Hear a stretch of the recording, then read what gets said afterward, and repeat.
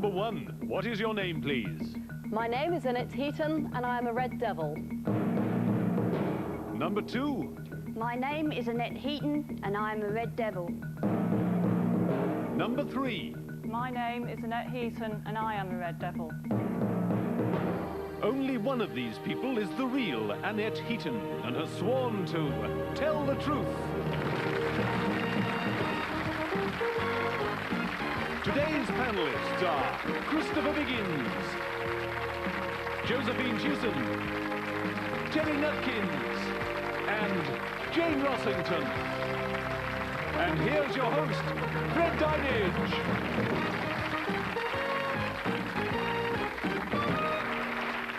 Welcome to Tell the Truth, and welcome to our splendid panel of celebrities, understandably a little bit perplexed about those 3 ladies, all of whom claim to be a Red Devil. Well, it's not much to go on, is it? So let me try and help them a little bit more. Open those envelopes, team, if you would. Inside them you'll find a signed statement, which I'll now read to you. It says, I, Annette Heaton, am a member of the Red Devils, the Parachute Regiment's freefall team. I am only the 2nd woman in the team's 25-year history. The number of parachutists in each team is limited to 8, and we leave our aircraft as high as 12,000 feet, free-falling for the first 75% of the drop and demonstrating various spectacular routines before opening our special display canopies. Signed, Annette Heaton.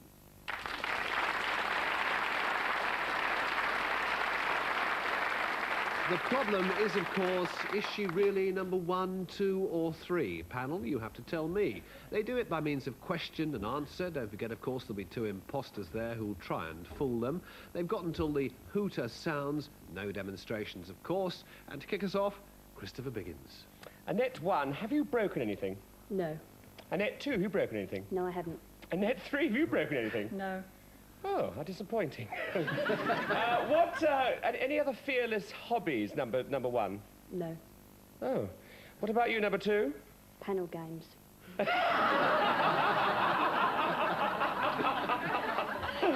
Number 3, what car do you drive? A red MG Metro. And what about you, number 2? Morris Marina. And number 1? MG Metro. Right, so what interested you in doing this hobby, number 2? I went on an adventure weekend whilst already in the catering corps and enjoyed it so much, pursued it. Number 3, where do you go from here? What other exciting things will you do with your life?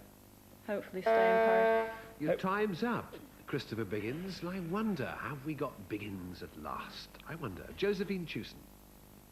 1, why do you do it? Why did you first do it? I took it up as a hobby before I joined the services, and it's just something I enjoy as a pursuit. Which service do you belong to? The Women's Royal Army Corps. Royal Army Corps? Yes. Not the WAFs, no. 2, how did you take it up in the first place? I was in the catering corps and went on one of the adventure weekends. Is that in the army as well? In the Women's Royal Army Corps. Yes. And number 3, the same? Yes, I did a bit of parachuting before I joined the army. And I tried to carry it on whilst I was in the army. What was it like the first time? I was absolutely petrified. What made you do it again?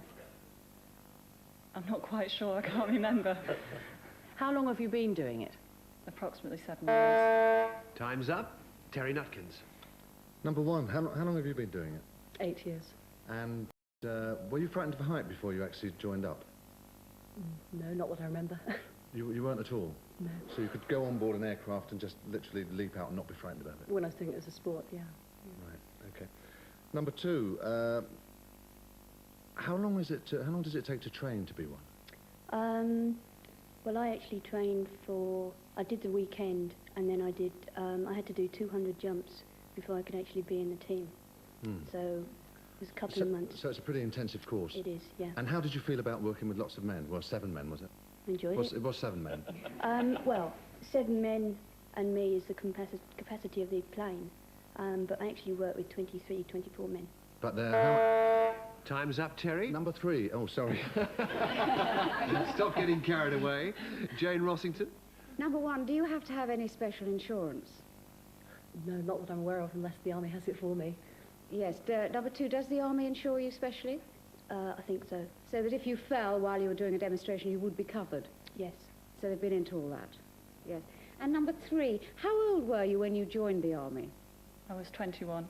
And then how did you get into the parachute regiment? Did they just fire... were sort of moved into that, were you? No, I just met them when I was on an adventure training course. And then did you have to do any special... You had to do 200 jumps, I know, but do you do it at different heights? Yes, we do. So, number 1, do you start off with just a straightforward jump and then go on to higher and higher? Yes, we start at 2,000 feet as a beginner. Right, time is up, Jane. Sorry, it's make your mind up time for our panel. They are looking, of course, for Annette Heaton, Red Devil. Why don't you look for her at home as well? I wonder, is she number 1? Is she number 2? Maybe she's number 3. Panel, you tell me. Christopher Biggins, who isn't telling the truth and who is? Well, I think number 1 is far too cool. I mean, I think she could possibly, but I think that could be a red herring. And I think number 3 would be absolutely scared stiff of doing it. Whereas I think number 2 has got a great sense of humour, and I think you need a sense of humour to drop 12,000 feet. So I'm going to go for number 2. Number 2. OK, Josephine Chewson. I know, it ought to be number 2. I mean, she's very fluent about everything, but I don't know. Number 1, I agree, looks a bit cool. I'm going to go for number 3. Number 3? Yeah, yeah. OK, 3 it is. Terry Nutkins? I don't think it's number 1, because I don't think anyone can not be frightened when you first go into an aircraft and jump out. I do think it's number 2, because she said WR very quickly, very fluently, and I didn't get a chance to get to number 3. So you're going to go for? I'll go for number 2. Number 2? Yes. OK. Jane Rossington? Well, I think number 2 looks perhaps a bit too young. But maybe I'm wrong, but I don't know. Number 1, don't know. I'm going to go for number 3. Number 3. Right, 2 of them say number 2, 2 of them say number 3, none of them have gone for number 1. So, I wonder, please, will the real Annette Heaton, Red Devil, please stand up? It's number 3.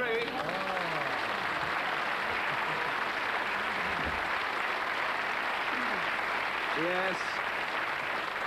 Well done to the ladies, Josephine and Jane. Good start for them. 2 good imposters, though. Imposter number 1. Who are you really? My name is Wendy. And imposter number 2? My name is Wendy Hutchings, and I'm a doctor's receptionist. And weren't they good imposters? And we shall see both of them later for the part of the game we call 1-to-1. But now the real Annette Heaton, Red Devil. In fact, we've got a photograph of you doing amazing things in the sky. What is the attraction as far as you're concerned? Well, it's something, a large achievement to get out of an aircraft and probably survive at the end of it. I mean, are you frightened ever? Sometimes at high-powered shows, such as for the Queen or Prince Charles, or anything very special where we don't want to make any mistakes.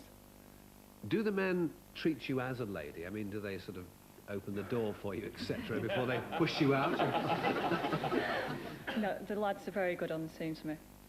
And one thing we're asked to make clear by the Ministry of Defence, and that is that their regulations say that normally when you're in uniform, your hair would be done up in a sort of bun. Yes, I would have my hair up above the collar. And your future ambitions? Hopefully to just purely instruct parachuting at an army school. It's been a great pleasure to have you on Tell the Truth, ladies and gentlemen, Annette Heaton.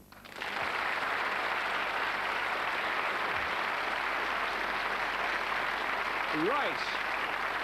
Now let's meet 3 more people who want to play Tell the Truth.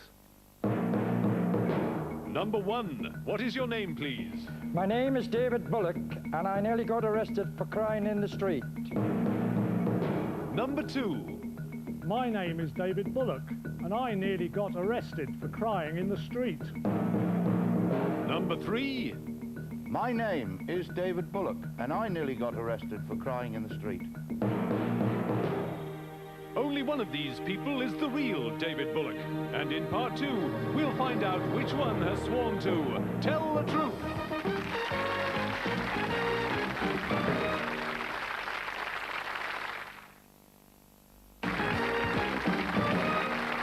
Welcome back to Tell the Truth, and those 3 gentlemen, all of whom claim they nearly got arrested for crying in the street. Panel, open the envelopes in front of you, and I'll read the signed statement inside them. It says, I, David Bullock, am a professional toastmaster and town crier. I've been doing this job since 1986, and every year I attend many town criers competitions. My duties are not restricted to official occasions, and I'm sometimes asked to add a bit of colour to a commercial event. On my very first appearance on the streets as a town crier, I was nearly arrested. Signed, David Bullock.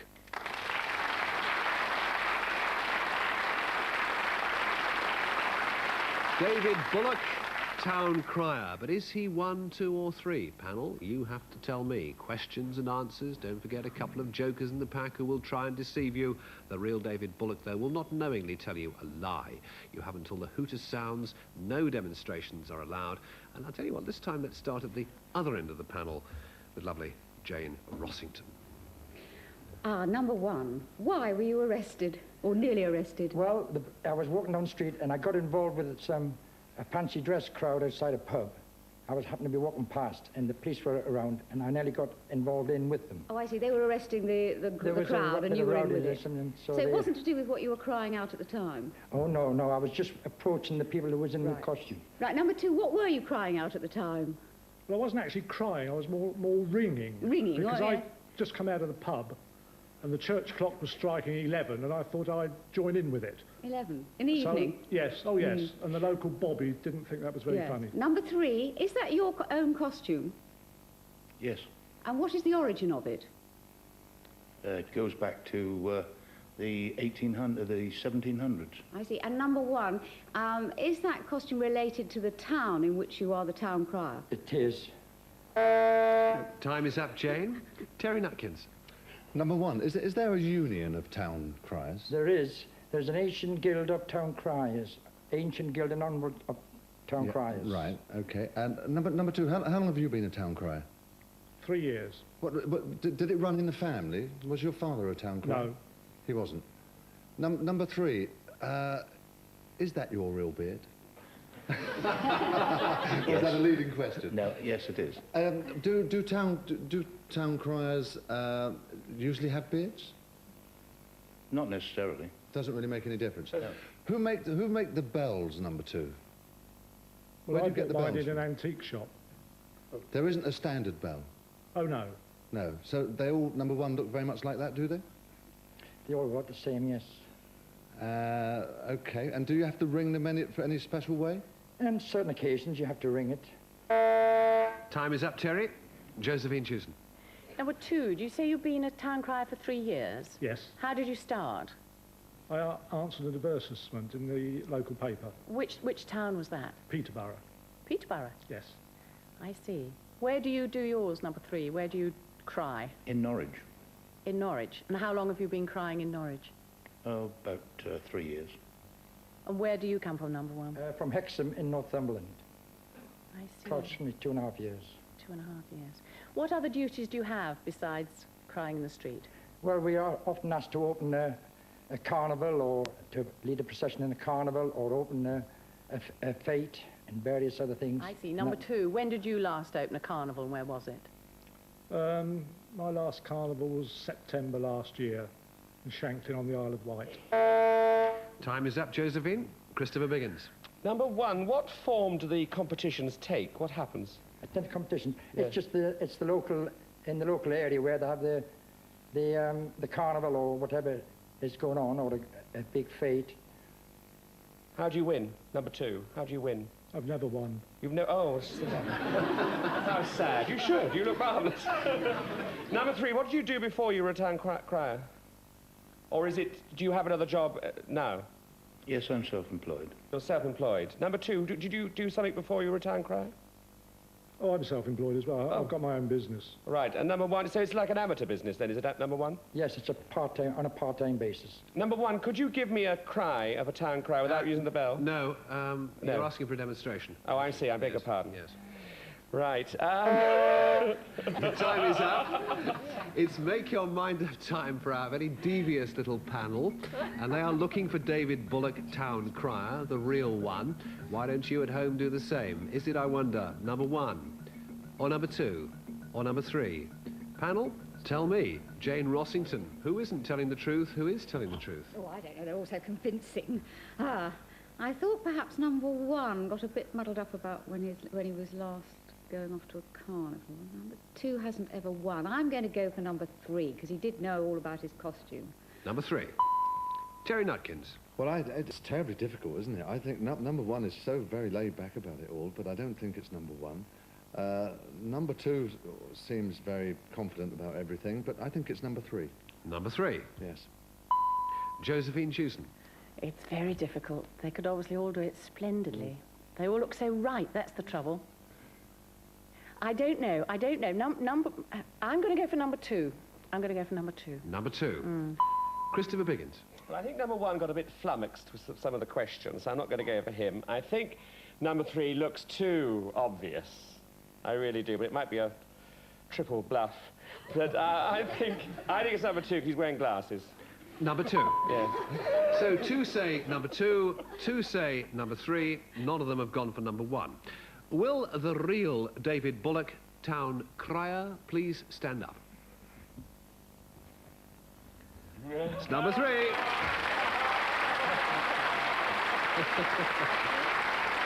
Well done to Jane Rossington again. She's on form today, and well done to Terry Nutkins as well. Our 2 imposters. Imposter number 1. What is your real name? Who are you? My name is Fred Cheeseborough, and I'm a vehicle delivery driver for a large company. Well done to you. Imposter number 2. My name is John Needham. I'm a purveyor of pre-owned horseless carriages. What does that mean? I'm a second-hand car salesman. Well done to them. We'll see them again in a moment in 1 to 1. The real David Bullock, though, very impressive figure you are too. You are from Norwich in Norfolk, as you've said. The bells which were referred to in front of you, in fact, aren't genuine. We supplied those. I have here, good sir, your real bell. Would you please come round and give us a demonstration of your skills? Thank you.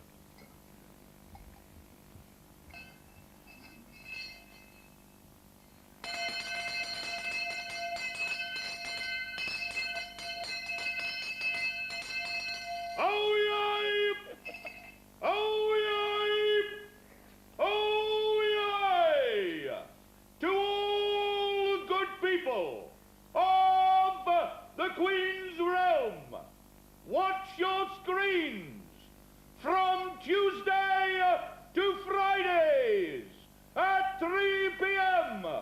for Tell the Truth by TVS on ITV, starring Fred Dinenage. God save the Queen! David Bullock.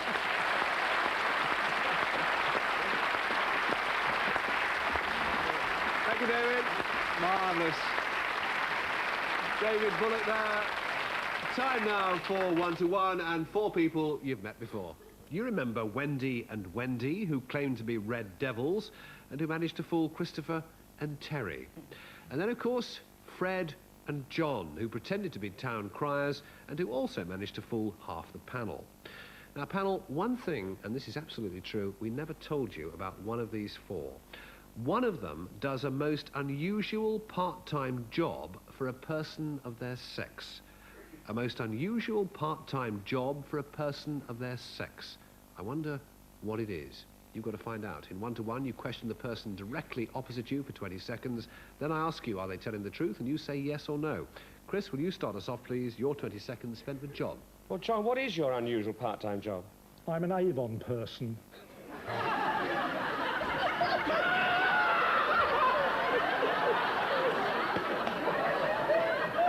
Sorry, I asked. But why could you only do it for you only do men's Avon, do you?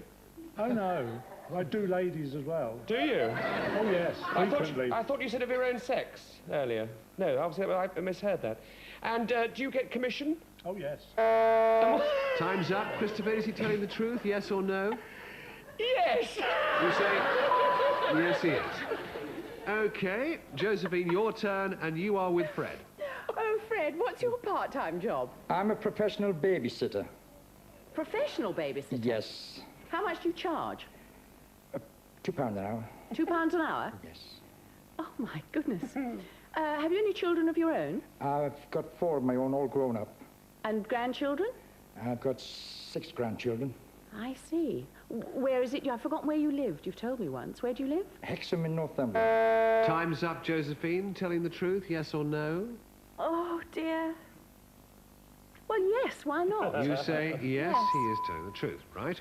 Terry, you are with Wendy. Wendy, what is your part-time job? I'm a semi-professional darts player. How long have you been playing darts? 7 years. And do you enjoy playing with the men in a pub, is this? Yes, I do. You couldn't resist that one, could you? And have you won lots of cups? I've got quite a few cups, yeah. Right, how many? 7, 8. Right, Terry, is she telling the truth, yes or no? I think yes. You think she is telling the truth? Okay. Well, someone's got to be telling a fib. Right, Jane, you're with our other Wendy. Right, other Wendy, what's your sort of part-time job? I'm a bouncer. You're a bouncer? And where do you bounce? In Brighton. In Brighton? Where I live, yes. And what sort of, this is at a club or something, is it? A pub. A pub. So what happens when when closing time comes, you're there, are you? I'm there most of the evening on the door. Have you ever had any trouble? Has anyone really beaten you up? No, they haven't beaten me up. They tried to. Time's up, Jane. Is she telling the truth, yes or no? No. No, she's not telling the truth, you say. OK, one of these 4 does a most unusual part-time job for a person of their sex. Would that person please stand up? Yes! Yes, that's absolutely splendid. The only person the panel said no to is the one it is. Yes, a strange